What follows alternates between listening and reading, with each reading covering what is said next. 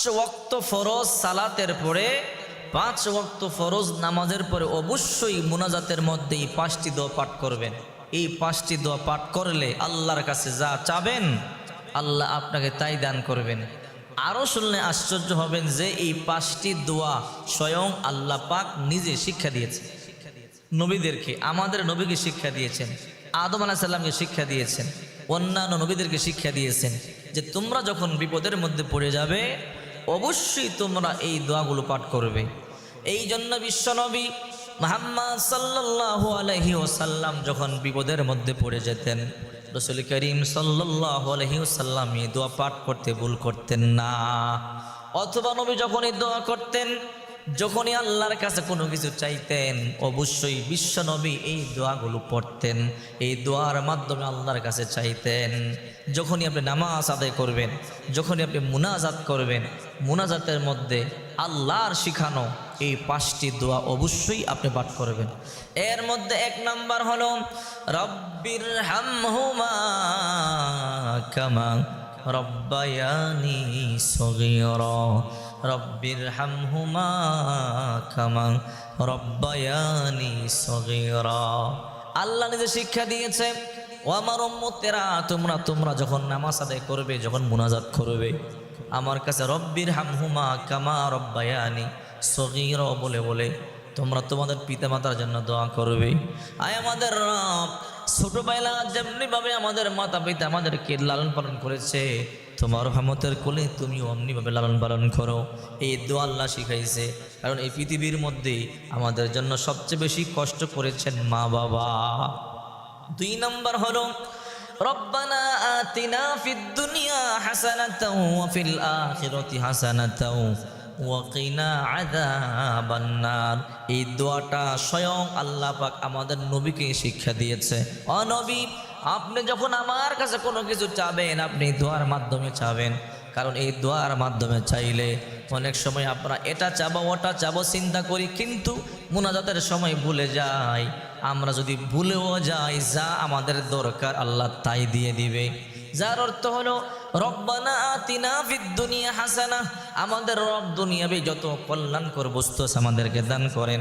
ওয়া ফিল আখিরাতি হাসানা, আখিরাতের যত কল্যাণকর বস্তু আছে তা আমাদেরকে দান করেন। ওয়া কিনা আযাবান নার, আর জাহান্নামের আযাব থেকে আমাদেরকে মুক্তি দিয়া দেন, জাহান্নামের আগুন থেকে মুক্তি দান করেন। এই দোয়াটা পাঠ করলে দুনিয়াতে আমগো যা দরকার আল্লাহ তা দিয়ে দিবে, আখিরাতে যা দরকার আল্লাহ তা দিয়ে দিবে, জাহান্নাম থেকে মুক্ত করে দিবে। এই জন্য 2 নাম্বার দোয়াটা হলো রব্বানা আতিনা ফিদ দুনিয়া হাসানাতাও ওয়া ফিল আখিরাতি হাসানাতাও ওয়া কিনা আযাবান নার। 3 নাম্বার দোয়া হলো রব্বানা যালামনা আনফুসানা ওয়া ইল্লাম তাগফির লানা ওয়া তারহামনা লানাকুনান্না মিনাল খাসিরিন। এই দোয়াটা বাবা আদমকে আল্লাহ তাআলা শিক্ষা দিয়েছে। বাবা আদম একটা ভুল করবার কারণে, ইস্তেহাদি ভুল, বাবা আদমকে মা হাওয়াকে আল্লাহ দুনিয়াতে ছেড়ে দিলেন। 350 বছর কান্নাকাটি করতেছিলেন, কিন্তু কেউ কাউকে পাইতেছিল না। আল্লাহ পাক রব্বুল আলামিন শিক্ষা দিয়েছে, আদম তুমি এই দোয়াটা পাঠ করো।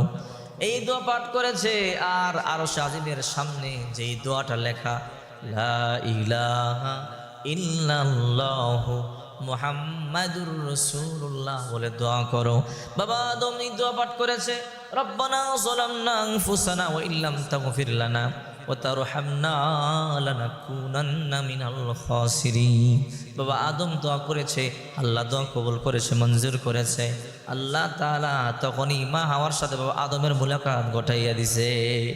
4 নাম্বার, এই দোয়াটা বেশি বেশি পাঠ করবেন।